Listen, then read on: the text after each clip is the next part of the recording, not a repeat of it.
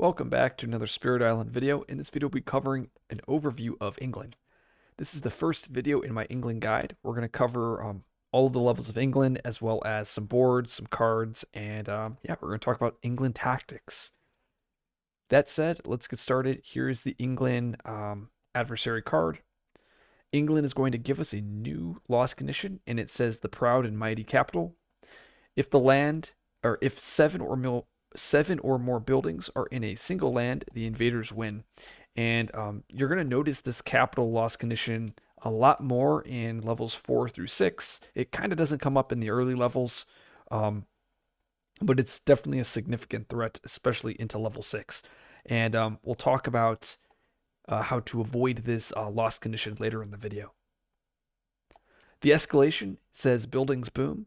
On each board with buildings, build in the land with the most buildings. And this escalation is going to kind of reinforce that loss condition. Basically, you're going to have a land that's built up. It's going to have, let's say, in this case, 2 buildings, like on C2, or 3 buildings on C2. And once you reach stage 2, you're going to be escalating, basically building in that land with the most buildings, and that's going to further pressure that loss condition.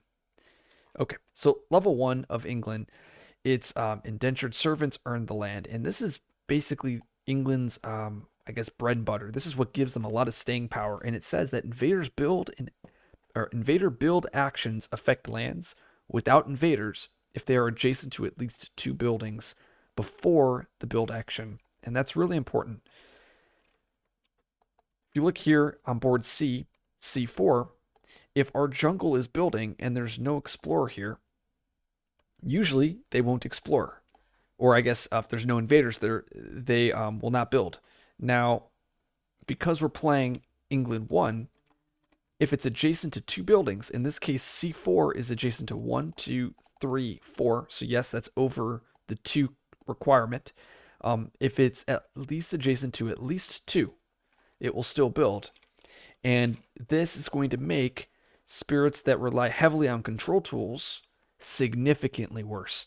And it will actually significantly worse, mainly for multiplayer, and it will matter in solo as well. But in multiplayer, and this is a good example, increased adjacencies is going to cause a lot of problems for basically control spirits.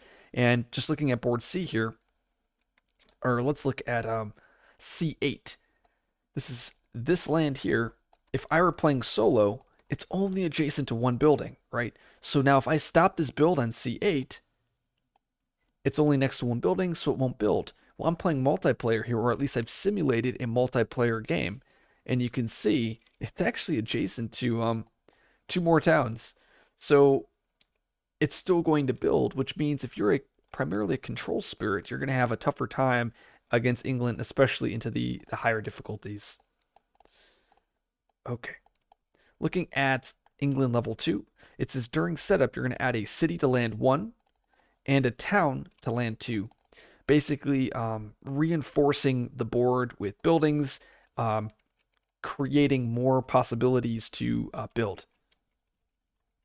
England 3 adds this tile called the High Immigration tile. And this tile gets added before the Ravage, and invaders take this build action. Each invader phase before ravaging, cards slide left from the Ravage to it, and then into discard. Level 3 says that once the first stage 2 card slides onto the High Immigration is discarded. Level 4 says the High Immigration is there permanently. So let me kind of show what that means. This is the England deck. Let's control. Let's copy it. Let's put it together.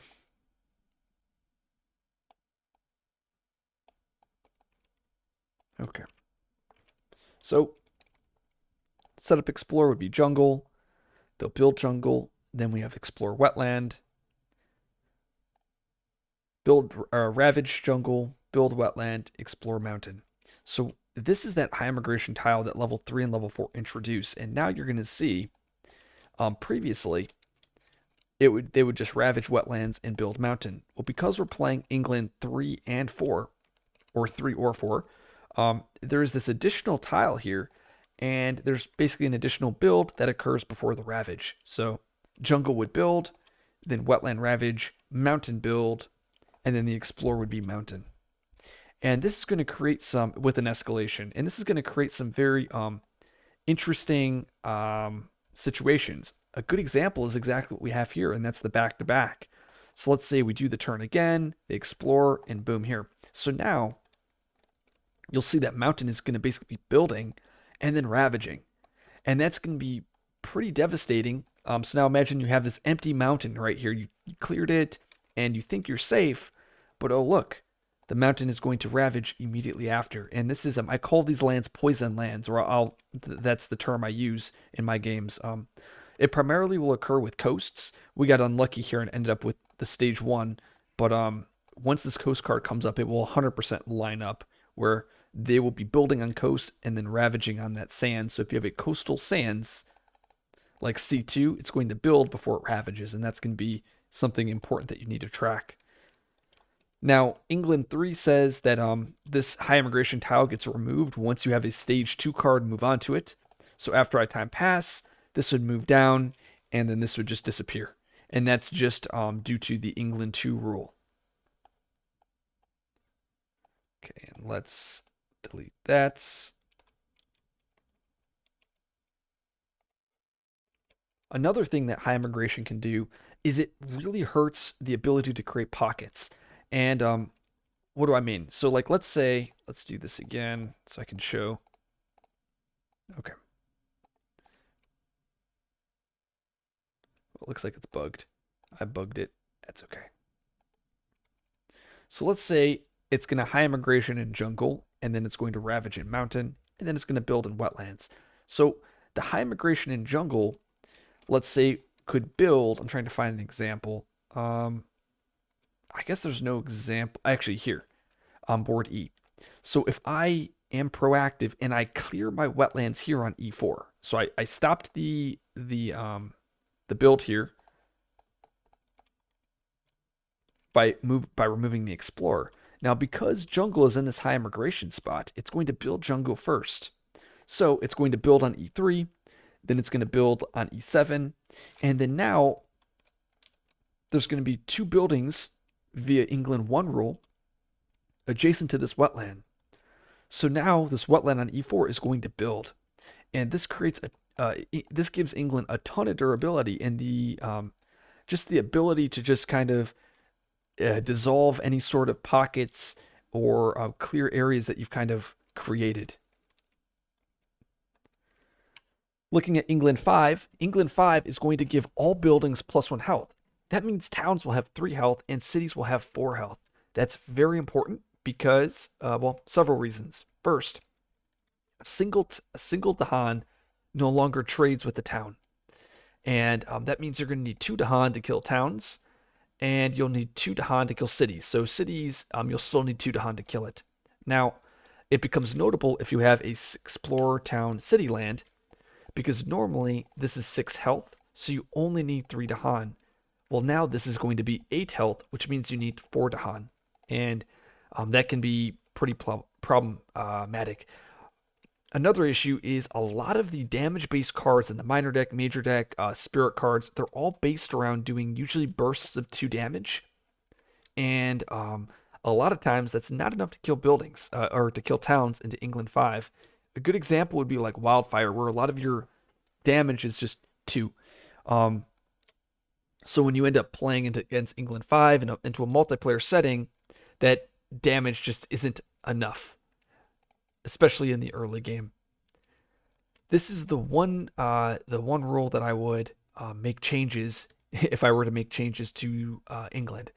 I would likely make this like a conditional health. Okay, so the last so England 6, the last rule, and they FAQ'd this difficulty to go from 10. So it should say 10 in the rulebooks. It is now going to be 11. And it says, during setup, add an additional fear per player to the fear pool. So that means every player added will have 5 fear to this fear pool instead of 4. And then it says, during any invader phase where you resolve no fear cards, perform the build in the high immigration. So that is, remember, this spot here. twice. And this level 6 is just absolutely brutal for a lot of spirits, because now it forces players to generate a consistent amount of fear. Otherwise, you're going to build twice in high immigration, and that's going to really pressure that loss condition. So, for instance, if jungle came up turn 1, it's going to build over here. It ravages. Let's say we defend it, we don't get any counterattacks, and now it moves over to high immigration. If I don't stop the build, if I don't get a fear card by this high immigration, it's going to double build. So it's going to go from 2 buildings to 4, and then I'm going to be getting likely an escalation, and now it's going to go to 5 buildings. And as you can see, it's going to be very close to that loss condition, just barely touching it. And this is that level 6 rule. England attacks the players in multiple different ways, and this is what why a lot of players don't like England. Just the build adjacencies from England 1, the extra health from England 5, hurting damage-based strats, and then England 6, basically demanding that your spirits have a consistent amount of fear. And as you guys have probably heard in my previous videos or previous posts, I mentioned that I believe multiplayer is a lot more challenging than solo. And the reason, and this is a good reason why, and the increased adjacencies into England prevents your ability to create pockets. In addition, this larger fear pool means, and this England 6 rule, means that if you're playing with spirits like Starlight or Green that generate basically no fear in the early game, and if you're playing like a tempo fear spirit like Shadows or Wildfire, by having these spirits on the team, you're going to inflate this fear pool, not generate enough fear, and then you're going to take those double builds. And now Starlight, if you've seen my Starlight guide, you'll know that Starlight can kind of fight through these things. A spirit like Wildfire, if you get a single double build on high immigration, you're dead. Like there's no coming back. Like your board is going to be complete chaos, and you will be a complete detriment to the entire team. Okay, so we've talked about the different rules of England. Let's now look at what I have down here. So England has 3 stage 1s, 4 stage 2s, and 5 stage 3s for a total of 12 cards. And this is one of the few adversaries that gives us 3 stage 1s, and that's really important. The other adversaries would be France, Russia, and possibly future adversaries. And so the reason why this is important is when you have 3 stage 1s, it means that the spirits or the players are allowed extra time to scale for the stage 2 and for stage 3s. And that's something that England teaches players, and that's how to play your spirit in a way that you can prepare for that end game. In a way, and this is why England is my favorite adversary in the game, because you have to build a strategy that will take you and win in that end game. And a lot of players, they play towards this fast tempo, and that usually isn't enough into England, especially into multiplayer. Into solo, you might be able to get away by playing fast tempo into 5 or 6. But as soon as the player count goes up and you can't create pockets, that fast tempo capability basically evaporates. Let's see. We've already talked about the different the possibilities of back-to-backs, and I've kind of talked. I'm kind of showing that here with these cards. Let's see. Always play around the loss condition. You kind of saw me like walk us through on D2 if like jungle is double building and high immigration, and then the escalation is going to hit there. Pretty much every stage 2, you have to assume you're hitting an escalation. You have to plan where that escalation is, and then make sure that you're not near that the extra limit. So over here, I have some events. I'm going to talk through these events. Specifically for this series, these events are very painful for England. So let's take a look. The first one, Ethereal Conjunction, one of the new events. Struggles of Growth, Urban Development, and Han Trade. What all 4 of these events have in common is they disrupt your disease. And basically it says disease doesn't prevent builds this turn. And that's really important because a lot of times into England, you'll put disease in a land and plan that that disease will stop the build. And when these events come up, oh wait, it doesn't stop the build. And that could further pressure that loss condition. Like you may have a land with 5 buildings with a disease, and you might be saying, okay, it's going to build there once, and then it will escalate there. So it's going to go to 7. Oh, wait, but I have a disease there, so it's really only at 6. I'm okay. Well, now you have one of these ignore disease events, and, well, you're in trouble now because it's going to ignore the disease, and you're likely just going to lose. The next set here, I have bureaucrats. I'm mentioning this event. This is more of a positive event for England. It says on each board with 9 or more buildings, or 3 or fewer buildings, it has this extra effect. So if you have 9 or more, you get to skip the highest build, and that will occur in both of your build slots. So it'll occur in your high immigration as well as your regular build. And a lot of times, you're going to have more than 9 buildings in England.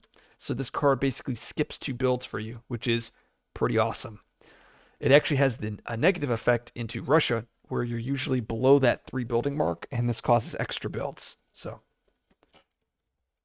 some other cards, I have remnants, and mainly because that hunting parties, you're going to have a lot of cities usually into England, and if you're a beast user, you may lose several beasts to this event card. And I've lost upwards of, I think, 3 beasts has been the most. I was playing a many mines game, but it's pretty painful when you have to destroy 3 beasts because of this event. Wave of reconnaissance. I mainly have this for urbanizations here. And it says, in each land with at least 2 towns, replace half rounded up with cities. And this hits your whole board. I've seen this card add like 6 to 7 cities per board, especially if you're playing like Starlight Green, those spirits that kind of build up a lot of buildings on their board. It's just hilarious to see this card just like throw down a ton of cities and basically say, hey, you're never clearing your board. You got to work towards the fear win condition. Let's see. Okay, raids and retaliations. That's why I have this one here. It says in each land with buildings, 1 damage per Dahan. Then the surviving buildings deals damage back. I have this here because towns have 3 health now because of England 5, which means you need 3 Dahan for this card to do anything. So a lot of times this card just slaughters a lot of your Dahan. I've lost 2, 3 Dahan just from this card getting flipped. I really wish this just targeted once per board. You just choose a land with Dahan and trigger it in that land. It also would make it less swingy. Sometimes this event can be really powerful for the players. So, okay. And looking at these bottom 4 here, I have these are the 4 events that can kind of auto lose you the game. And the reason for that is because they cause a build action or they add something. So, thriving trade, adding a coastal city to a land with cities. I've seen some players, they'll have maybe just 1 built-up land on their coast. Maybe it has 5 buildings. Well, Thriving Trade is going to add a city there. We have Sprawl contained by the wilds. You build in the land with most buildings. So if you have 1 big built-up land, this causes an extra build action. It's basically an escalation. Same thing with C tier. Choose a land with cities, build there. Very similar to the 2 before. You do have a little bit more selection, though, in where you build. So all 3 of these lands, the good news is they're all still healthy cards. So if you are blighted, you don't have to worry about getting extra builds via events, which is kind of interesting to point out. Lastly, we have Overconfidence. It destroys your fear cards or it gets rid of your fear. This card is so hilariously bad against England because it destroys your fear cards, which means if you don't resolve a fear card this turn, you double build at high immigration. So there are so many games where I've flipped this card, lost my fear cards, got the double build in high immigration, and then it's just pretty brutal on the team. Okay, so those are covering the events. Let's now look at some majors.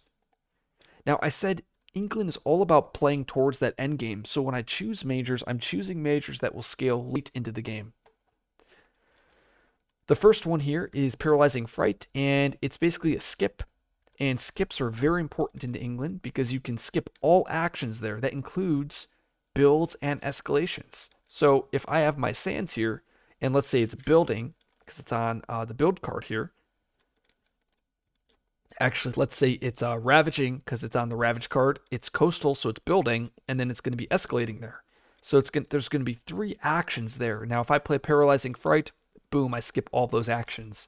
So Skips are very powerful into England. I mean, skips in general are very busted, but specifically into England, you can gain a lot of value that way.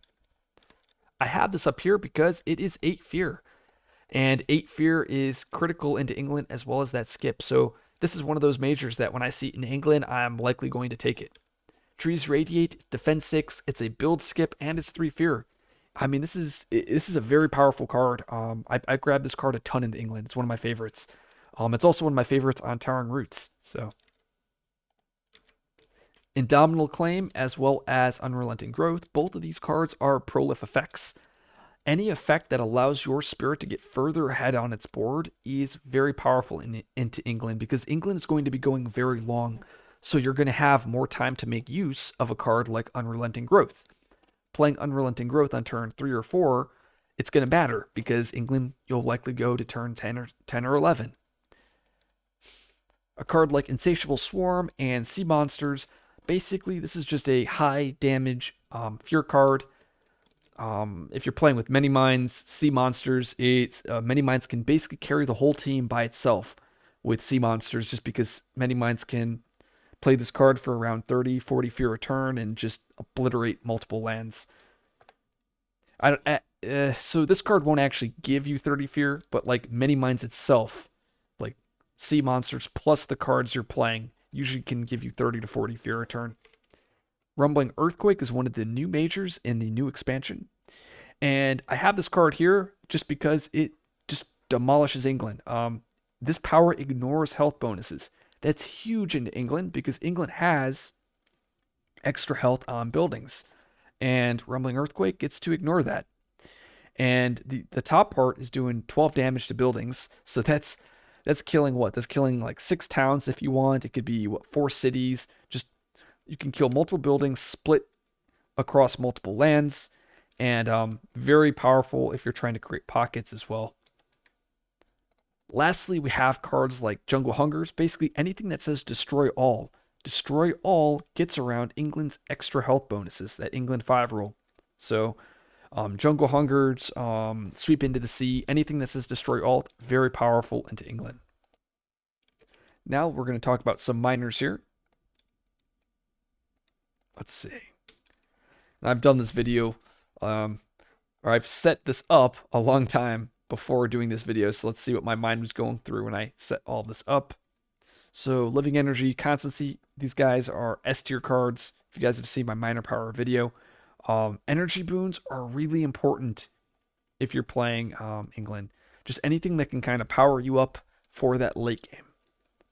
Defense critical. Minimizing the blight will help you out significantly once you reach stage 3 and you need to just take blight because you don't have enough answers to solve all of your lands. Whirling Bog, Ever-Twisting Trail, Sucking Ooze, these cards, these are all Isolate cards, and Isolate is a mechanic added in the Jagged Earth expansion, and that's going to stop adjacencies. What do I mean? So if you choose to isolate my jungle on C4, let's say you play Ever-Twisting Trail, there's an Explorer there, you use this card, you push the Explorer out, you isolate the land. Well now, because it's isolated, it's considered no longer being adjacent to these lands here. Well now, England 1 is going to check. It says invader build actions affect lands without invaders if they are adjacent to at least 2 buildings. Well now it's no longer adjacent. So you can utilize these isolate effects to help create pockets. I have Portents and Fire in the Sky. Basically, these are just fast fear ways to kind of blitz through this fear deck such that you can reach that, or try to ignore that level 6 double build. Scour the Land and Drought. These are both destroy 3, destroy 3. Remember, destroy effects or destroy all effects get to negate England's level 5 rule. So just these effects, just destroying multiple buildings, ignoring that health, can be very helpful. I do know that both add blight, which is definitely a drawback, but there's definitely a lot of use with both of them. Lastly, I have 4 cards that are not very good in England. Basically, the damage-based cards doing 2 damage for 1 energy does not do anything into England. Doesn't kill towns, doesn't kill cities. You can kill an explorer, but it doesn't matter because of England level 1, and they'll still build in that land. We have wilds. Remember, blocking explorers. You'd think it would be nice. Well, it's England. England level 2, we'll just build anyway. Call to trade. Um, One of the best cards in the game, but can be pretty poison into England. It's a force gather town. So if you're going to skip a ravage, let's say on C2, you have to gather a town in there. So now you go to 3, you then build, now you go to 4. So it's essentially adding 2 buildings to a land. And that tends to be not something you want to do into England, especially when England can kind of blindside you and build several times via escalations and events and stuff like that. So I try to avoid this card as much as I can into England. Okay, so looking at the board now, I have all 8 boards in the entire game, and you'll see I have these pink circles. So the pink circle is representing a land that could be isolated if you were playing solo without any sort of removals. So what do I mean by that? Let's take a look at board. Let's take a look at board C. So if you look at C4, C5, and C6, if I disrupt the explorer in these lands, they're still adjacent to multiple buildings. They're still going to build in these lands. However, if we disrupt the explorer on C8, it's only adjacent to one building. Now, we're assuming solo here. I know it's adjacent to multiple, but for the sake of this example, it's only adjacent to one, which means if I disrupt on C8, I will stop the build there. Why is that important? Well, some spirits that are tempo-based are going to want a board that has more of these. You want more pink circles. Well, there's only one board in the game that has 3, and that's board E. And this is why board E is one of the best boards in the game, especially for solo. And if you've seen my river videos, I have my whole river strategy guide. But I purposely picked board E in those videos because it's the only way a spirit like river is ever going to have a chance into England. But basically, you have both wetlands that can be stopped as well as the sands. So yeah, board E, just a very powerful board. Every other board only has 1 pink circle except board B, which has 2. So looking at board A, you have only 1, and that's your A7. Board F, you have 1, and that's your F7. Board D is your D6. Board H is your H4. Board G is your G7. And then B4, or board B, you have both B8 as well as B7. Let's look at the worst board into England. And I say it's board D. I'm sure someone's going to point out a different board is worse, but I can't stand this board. Mainly, it's because you have this one coastal land here that's adjacent to 3 lands, and it starts with a city. And yeah, what ends up happening is this land gets 2 buildings, and then you can just never create a pocket. It just builds everywhere, and it's just impossible to ever do that. Most boards, your land 1 is only adjacent to 2 lands, so I guess board A is also adjacent to 3, but it's not adjacent to your most inland lands, which is critical, while board D is adjacent to your most inland lands. Board F is 2, and board B is 3 as well. So board B and board A are somewhat similar. So board H and board G, I also don't like into England, and that's because your H2 or your G2 is adjacent to like your entire board. It's the same issue with board D, but like look at board G. This land is going to have at least 2 buildings, likely more. And look at it's adjacent to everything. So creating a pocket via these lands, these central lands, is almost impossible because of your G2. The same thing goes for your H2. It's just adjacent. I guess in this case, it's only adjacent to 2, so not 3. But still, it's still pretty brutal.